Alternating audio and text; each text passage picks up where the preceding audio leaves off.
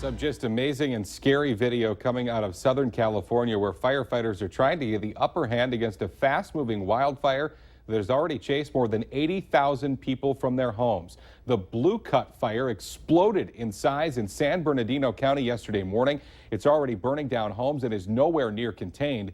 Fire officials are hoping that lighter winds and cooler temperatures will help them slow the flames today. Hi, Genny. Good morning, everyone. Thanks for waking up with the Valley today. I'm Lisa Bedeau here with Kyle Bosch. We're just getting started. Nonstop news and weather to the top of the hour. And we start with a developing story for you this morning. Sexual assault charges are not being filed against a man accused of touching children inappropriately at Lindenwood Park. Ryan Youngren with the Cass County State's Attorney's Office says the context of the case played a major role in the decision not to file those charges against Cecil Gallet. After reviewing photos, 911 calls, and witness statements, Youngren says that the sexual assault charge was not appropriate. Instead, prosecutors are filing 2 counts of disorderly conduct against Gallet. Well, in our schemes and ripoffs this morning, a new study says the stereotype of a little old lady being the most vulnerable to scams is wrong. Instead, it's millennials who are more likely to fall for scams than the elderly. The Better Business Bureau says people between 18 and 34 years old tend to take more risks online and end up getting tricked more often. One of the biggest risks comes from hackers getting personal information because people are using public Wi-Fi too openly.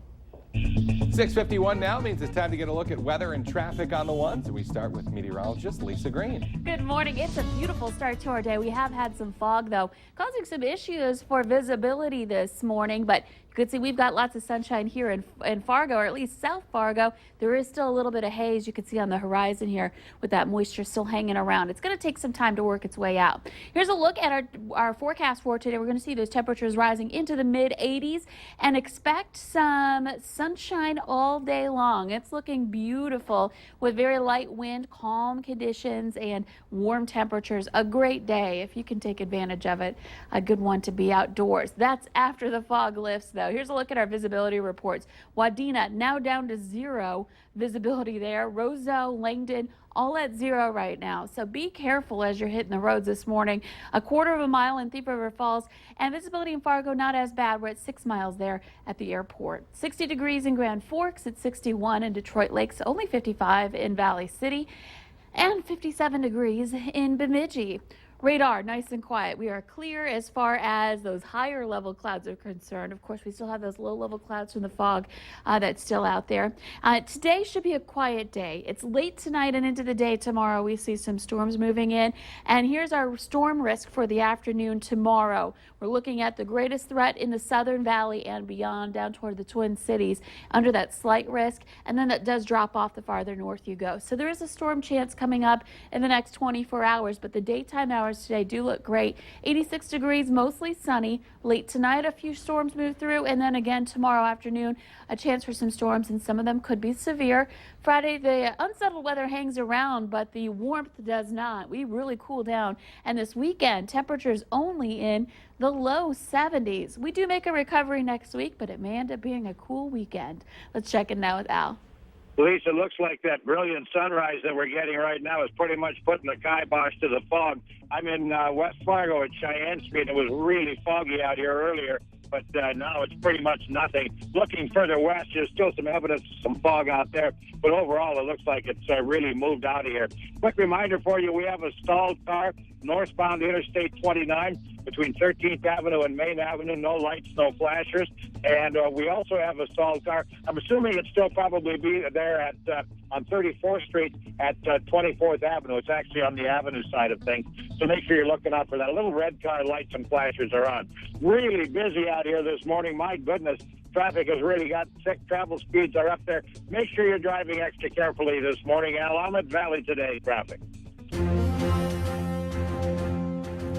6:54 now, and we're following some breaking news from the campaign trail this morning. Donald Trump is shaking up his campaign's leadership amid flagging poll numbers. Kellyanne Conway, who was already a senior advisor to the campaign, has confirmed to NBC News she has been promoted to the role of campaign manager.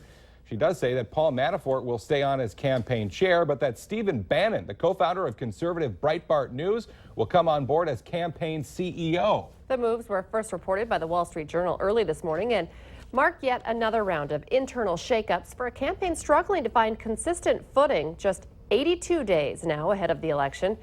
A Monmouth University poll yesterday revealed Hillary Clinton leading Trump in key states, including Florida and Virginia. Developing this morning, more than 1,000 volunteers from every state are descending on flood-stricken Louisiana today to assist relief efforts for what the Red Cross calls the nation's worst disaster since Superstorm Sandy. At least 11 people have been killed, some 40,000 homes have been impacted, and 30,000 people have had to be rescued amid what officials describe as some of the worst flooding to ever hit that state.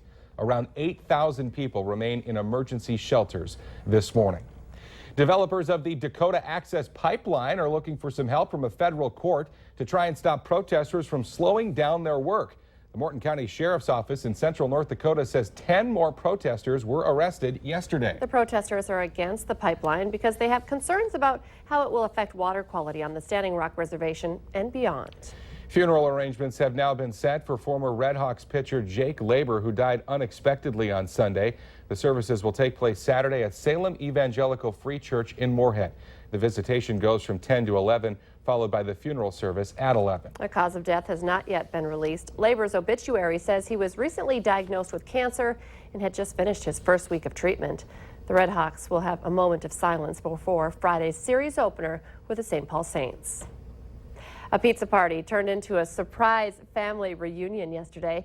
The pizza delivery man at Mattio's, who stopped by Dave and Karen Owings' table, was their son, Petty Officer Jackson Owings. The mom's face, I know you got to be there for it, was just the best. You know, she's kind of like, what is that? Processing. Who is the, that's my pizza and my son. Owings had been serving at sea with the Navy, and the family had not been together since Christmas. They say the most difficult thing about being apart is a lack of communication.